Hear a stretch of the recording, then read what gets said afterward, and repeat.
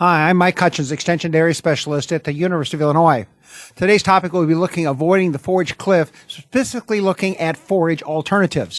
Certainly a hot topic right now because of what's happening here in the United States.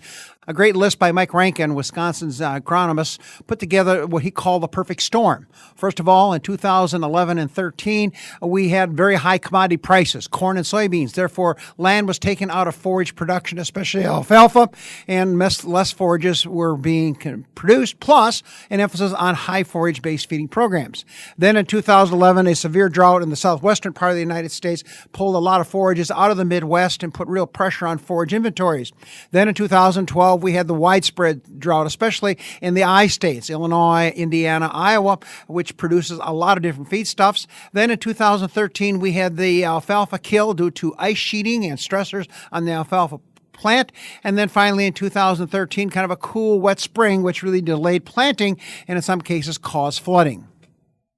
So let's kind of look at the different kind of cards we might be seeing facing out there. Number one, the alfalfa kill. According to Wisconsin agronomists, over 1 million acres in Wisconsin was winter killed with alfalfa. Another 0.75 million acres in Minnesota, South Dakota, and Iowa, really reducing alfalfa inventories. Next came the drought, and we had the severe drought still going on in the southwestern part of the United States, which will have some carryover effect, and certainly the impact it had from 2012. This map, done in July of 2013, shows the vast amount of drought stress still in the western part of the United States. The good news, the I states seem to have recovered, but you can see some significant dry conditions in Texas and in New Mexico. Next, forage inventory. Most farmers are trying to carry over 3 to 6 months worth of forages on their farm. However, due to drought, in many cases, there was no corn silage to carry over, and with the very late harvest season and the wetness, many cases, first cutting was poor quality or lost totally. And of course, finally, forage quality. Certainly, late planted corn silage is not going to have the amount of starch or the quality associated with it. And also, if we delay the harvest of first crop, that also is going to have higher ADFs and NDF values. And finally, we got the flooded fields. Certainly delayed planting of corn and other crops in this area result in very large holes that need to be replanted and try to get some type of yield off that acreage.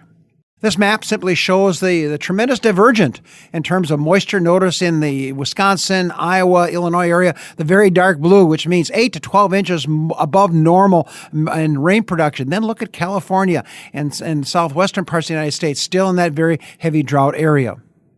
So what are we going to do? In July, certainly we can still plant corn silage. Now, it's not going to be high in starch, but we'll have lots of biomass. We could also have planted some sorghum Sudan grass, preferably brown midrib or BMR.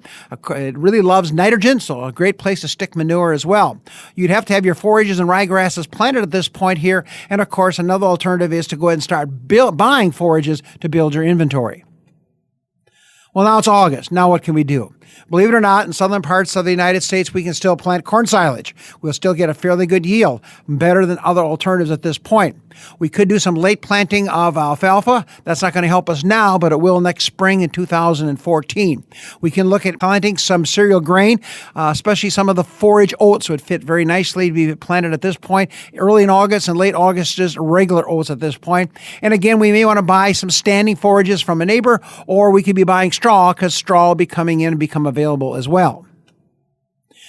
Now September. Now what are we going to do? Well, about the only strategy left now is to plant winter cereal grains. This would be like winter wheat, winter triticale, products like that. In southern parts, southern states, we could still plant the fall's annual cereal grain, such as oats, and go that direction. Harvesting corn stalks will give us some more forage factor. If we need to just get some tonnage on the farm, we could be buying straw. And again, maybe there are some standing alfalfa or grasses out there that we could purchase. What about yield potentials?